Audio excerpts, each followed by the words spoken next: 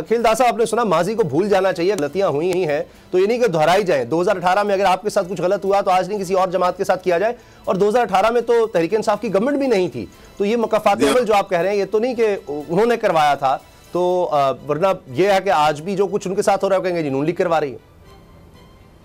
देखें, ये इमरान खान और उस वक्त के जो जजेस साहिबान थे उनका गठजोड़ था, और इमरान खान साहब उसको किसने सुप्रीम कोर्ट में बुलाया? असद उमर का बयान रिकॉर्ड पे है। उन्होंने कहा आप ले आओ हमारे पास, हम ये शेख रशीद हो या जमात इस्लामी, सारे ये एक से एक पेज पे थे, और उनकी ये डिमांड थी कि इलेक्शन से नवाज शरीफ साहब को वो इलेक्शन में नहीं हरा सकते, तो उन्होंने यही रास्ता इख्तियार किया कि नवाज शरीफ को सियासी रास्ते से हटाया जाए, उसकी सियासत को ख़त्म कर दिया जाए।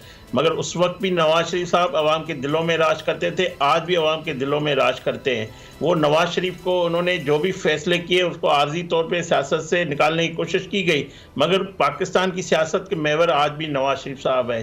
जो ये बात कर रहे हैं मेरे भाई के इमरान, इनकी नाअहली का फैसला दुरुस्त था, बिल्कुल दुरुस्त नहीं था। अगर दुरुस्त होता तो ये आज जो इतना बड़ा डिबेट है तो ये ना होता। मैं समझता हूँ जो इमरान खान की नाअहली है तोशा खाना में, हम किसी PMLN हमारा ये डिमांड नहीं है, ना हमारी ख्वाहिश है कि कोई जमात जो है इलेक्शन से दूर हो, उसकी लीडरशिप जेलों में रहे, मगर जिसने जुर्म नहीं किया था बेगुनाह को उसको सज़ा दी गई। इमरान खान के जुर्म वाज़ेह है, तोशा खाना में हो, फॉरेन फंडिंग केस में हो, या जो अलकादर यूनिवर्सिटी का केस हो, या 9 मई का वाक़या हो, ये जो कुछ इमरान खान ने किया ये रास्ता उसने अपना खुद इंतखाब किया है, हमारा उसमें कोई किरदार नहीं है। इस रास्ते को, इस दहशतगर्दी के रास्ते को, इन मामलात को उन्होंने खुद ख़राब किया है, और जिस तरह तेज़ी से ये पार्टी बनाई गई उसी तेज़ी से ये PTI ख़त्म भी हो चुकी है।